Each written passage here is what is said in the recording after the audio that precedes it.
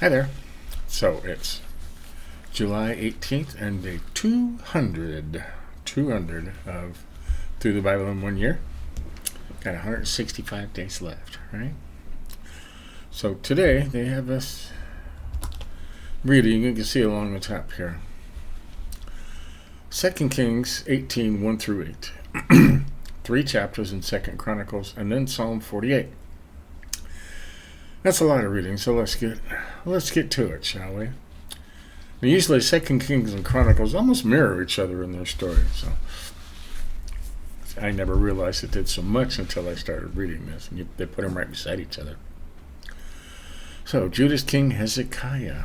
In the 3rd year of Israel's king Hezekiah, King Hoshea, son of Eliah, Hezekiah, son of Ahaz, became king of Judah. He was 25 years old and became king and reigned 29 years in Jerusalem. A long time for one of those guys. His mother name is Labi, daughter name was Zechariah. He did what was right in the Lord's sight, just as his ancestor David had done.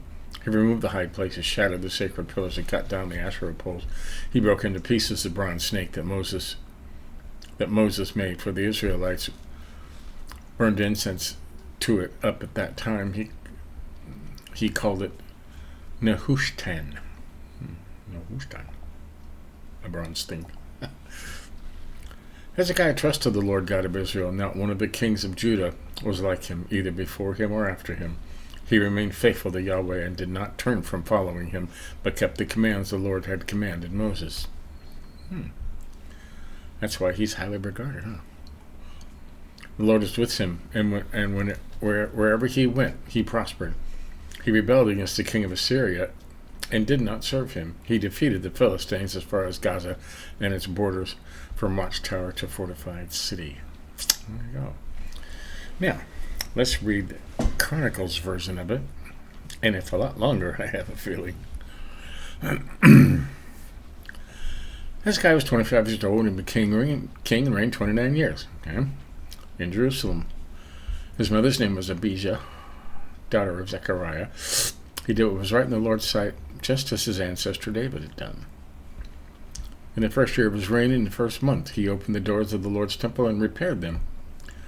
Then he brought in the priests and Levites and gathered them in the eastern public square. He said to them, "Hear me, Levites, consecrate yourselves now and consecrate the temple of Yahweh, the God of your ancestors. Remove everything impure from the holy place. For our fathers are unfaithful and did what was evil in the sight of the Lord our God. They abandoned him. They turned their faces away from the Lord's tabernacle and turned their backs on him. They also closed the doors of the portico, extinguished the lamps, did not burn incense, and did not offer burnt offerings in the holy place of the God of Israel. Therefore the wrath of the Lord was on Judah and Jerusalem. He made them an object of terror, horror, and mockery, as you see with your own eyes. Our fathers fell by the sword, and our sons, our daughters, and our wives are in captivity because of this. It is in my heart now to make a covenant with Yahweh, the God of Israel, so that his burning anger may turn away from us. My sons, don't be negligent now, for the Lord has chosen you to stand in his presence, to serve him, and to be his ministers and burners of incense." Okay. Cleansing the temple.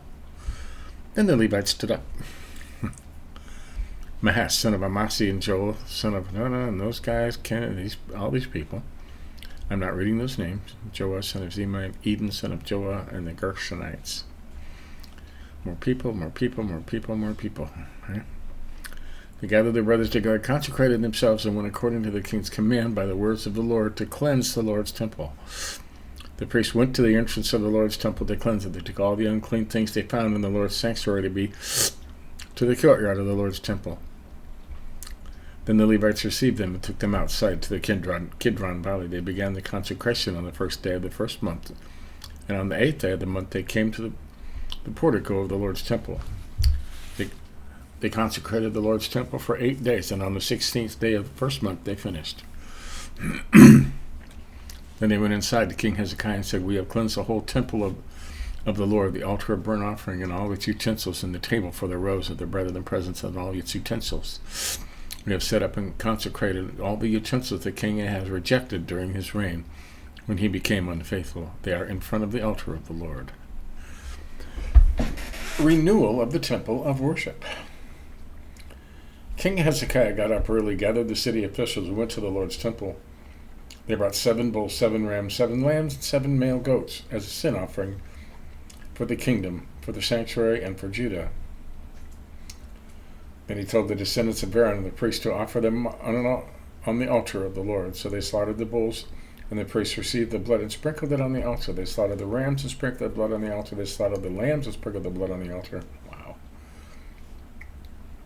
Then they brought the goats for the sin offering right into the presence of the king and the congregation, and laid their hands on them. The priests slaughtered the goats and put their blood on the altar for a sin offering to make atonement for all Israel. For the king had said that the burnt offering and sin offering were all for Israel.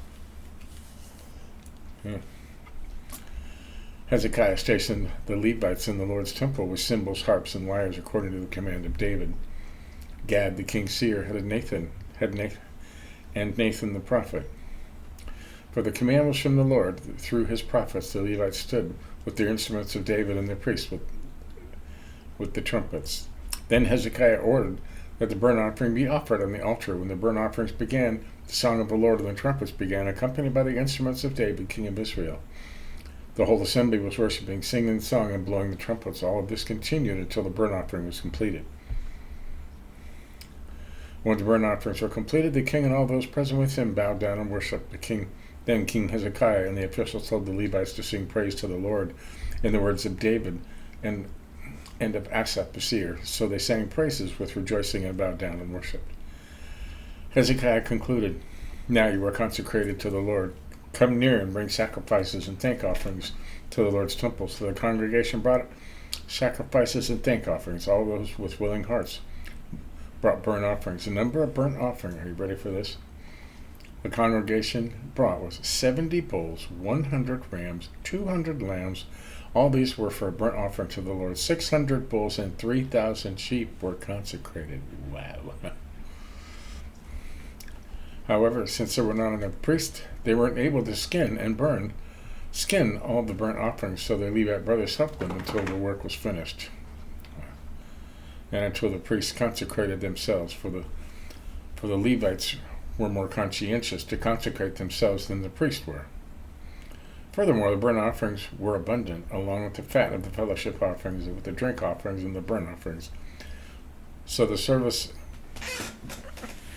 of the Lord's temple was established. Then Hezekiah and all the people rejoiced over how God had prepared the people for it had come about suddenly. Okay. 2 more chapters. Celebration of the Passover. Then Hezekiah sent word throughout all Israel and Judah, and he also wrote letters to the Ephraim and the Manasseh to come to the Lord's temple in Jerusalem to observe the Passover of Yahweh, the God of Israel. For the king and his officials and the entire congregation of Jerusalem decided to observe the Passover of the Lord in the 2nd month, because they were not able to observe it at the appropriate time. Not enough of the priests had consecrated themselves, and the people had been gathered together in Jerusalem. The proposal pleased the king and the congregation, so they affirmed the proposal and spread their message throughout all Israel, from Beersheba to Dan, to come and observe the Passover of Yahweh, the God of Israel, in Jerusalem, for they hadn't observed it often as prescribed. So the couriers went throughout Israel and Judah with letters from the hand of the king and his officials, and according to the king's command, saying, "Israelites, return to Yahweh, the God of Abraham, Isaac, and Israel, so that he may return to those of you who remain, who have escaped from the grasp of the kings of Assyria. Don't be like your fathers and your brothers who were unfaithful to Yahweh, the God of their ancestors, so that he made them an object of horror, as you yourselves see. Don't become obstinate now like your fathers did. Give your allegiance to Yahweh and come to his sanctuary that he has consecrated forever. Serve the Lord your God, so that he may turn his burning anger away from you. But when you return to Yahweh, your brothers and your sons will receive mercy in the presence of their captors and will return to this land.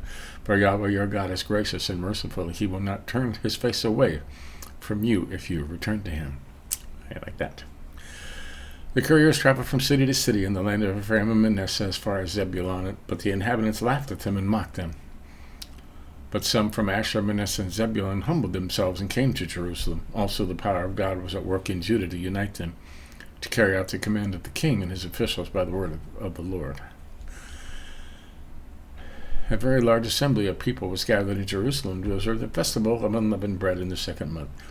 They proceeded to take away the altars that were in Jerusalem, and they took away the incense altars and threw them into the Kidron Valley.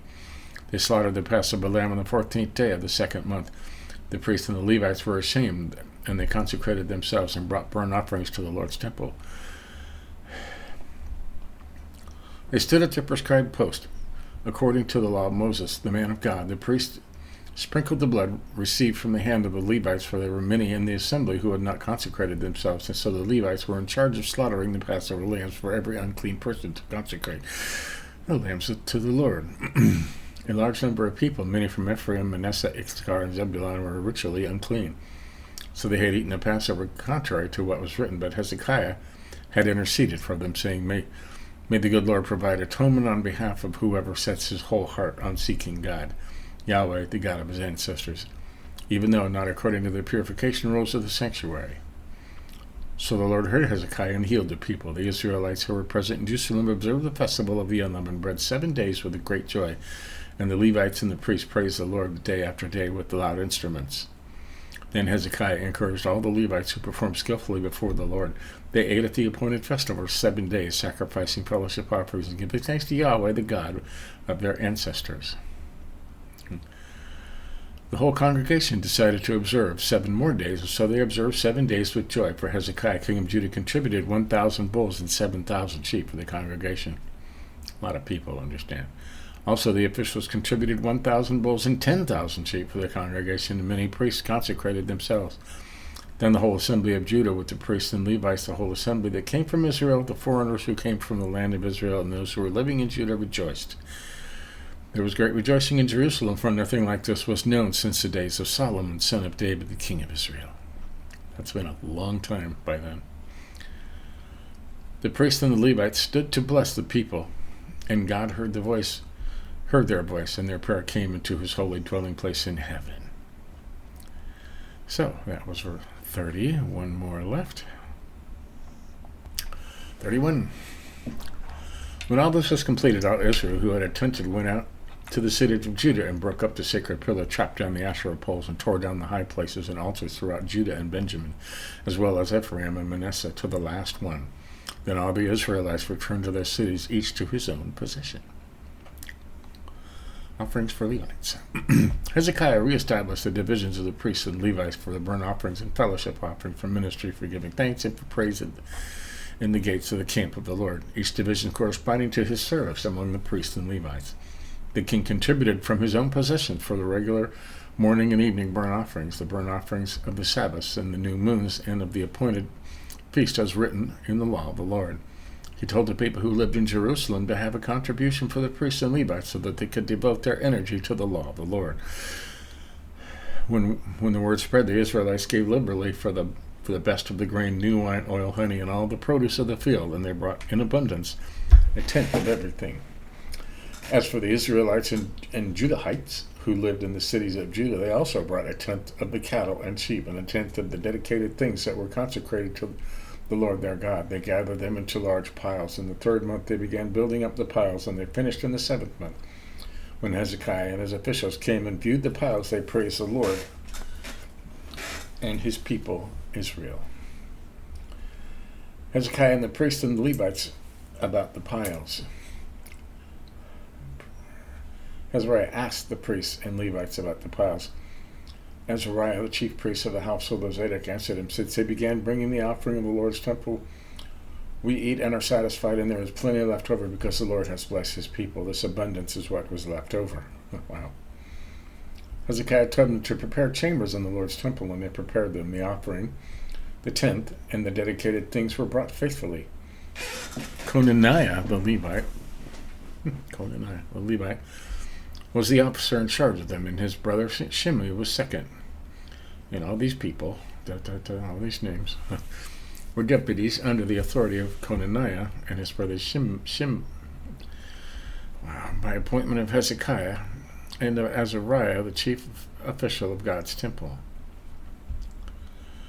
Kor, son of Imnah, the Levite, the keeper of the east gate, was over the free will offerings to God to distribute the congregation to the Lord and to the consecrated things, even all these people. And the cities of the priests were to faithfully distribute it under his authority to their brothers by divisions, whether large or small. In addition, they distributed it to males registered by genealogy 3 years old and above, to all who would enter the Lord's temple for their daily duty for their service and their responsibilities according to their divisions.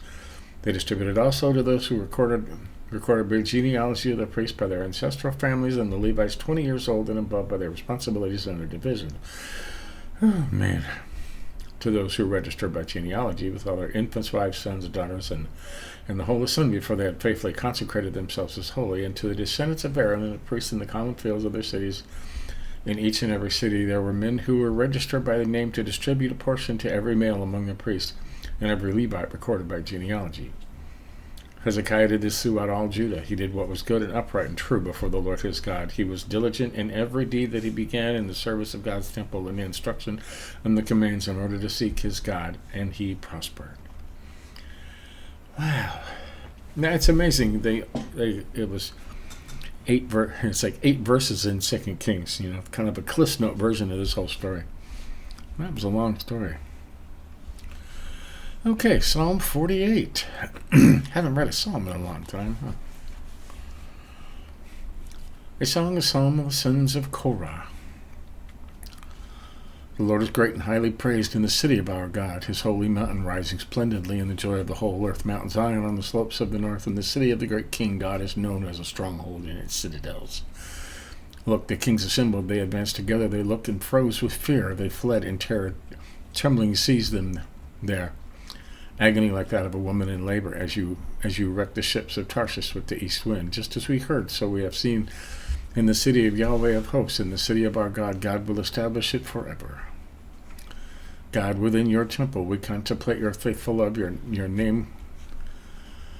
God, like your praise, reaches to the ends of the earth. Your right hand is filled with justice. Mount Zion is glad. The towns of Judah rejoice because of your judgments. Go around Zion and circle it. Count its towers. Note its ramparts. Tour its citadels so that you can tell a future generation. This God, our God, forever and ever, he will always lead us. There you go. So, that was a lot of reading for day 200, wasn't it? Where are we at tomorrow? Hosea. Now that's a new one, huh? Haven't read Hosea before, but we will read Hosea tomorrow. So, there you have it. That was day 200. Catch up on any man missed. You want to see you got the whole Bible in a year and you didn't miss any of it. You have to start over then. Give us a like if you think about it. But till tomorrow, we'll start Hosea. See you then.